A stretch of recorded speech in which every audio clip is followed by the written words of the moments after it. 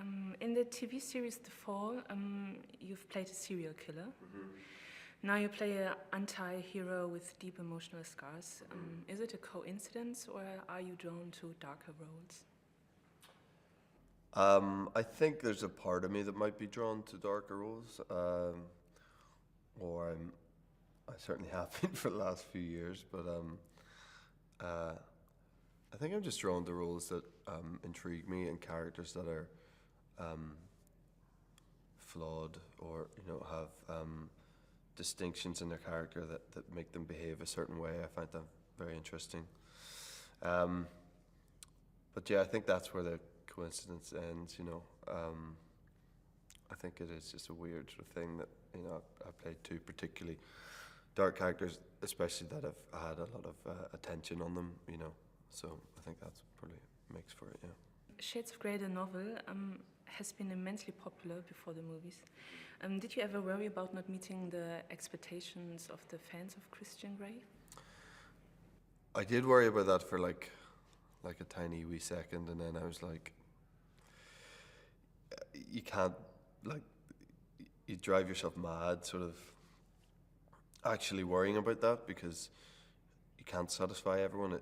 There's so many fans, as you say, so many fans of the novels, of the books, and they have very strong opinions of both of the characters and how they want to look and talk and move, and so it's sort of unattainable in terms of perfection. It doesn't exist. It's not a real thing. If there's one person that thinks that I'm the right person for to play Christian Grey, then there'll be a host of other people who think I'm very much not the right person. So once you realize that you can't please everyone, I think it actually makes you feel quite relaxed about the whole thing. Are you aware of the fact that you have a profound impact on the sex life of many women, and how do you feel about that? I'm a little bit aware of that, and that's fine. I think that's okay if the movies and the character or whatever brings that out of people, then that's only a good thing. I don't think more sex in the world is a bad thing for anyone, really. Dakota and you get really close physically. How was working with Dakota in these intimate situations?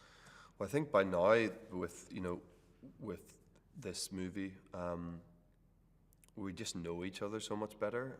We're such great friends now that and that is, those days can be difficult, and we've found such a way of making them sort of easy now in terms of just trusting each other, and that's the biggest element of my friendship with Dakota, and I think she'd say the same thing, is trust and knowing that you're looking out for each other in those moments, and only she knows what it feels like for me, and only I know what it feels like for her in terms of how strange those days are to shoot the sex scenes. So we just help each other through it, and we have fun with it, and thankfully, because it could be very difficult if Dakota and I didn't get on well, those days would be sort of unimaginable. There is a lot of kinky stuff in Shades of Grey. Was this new for you, all the tools and toys, and how did you prepare? Yeah, totally new to me.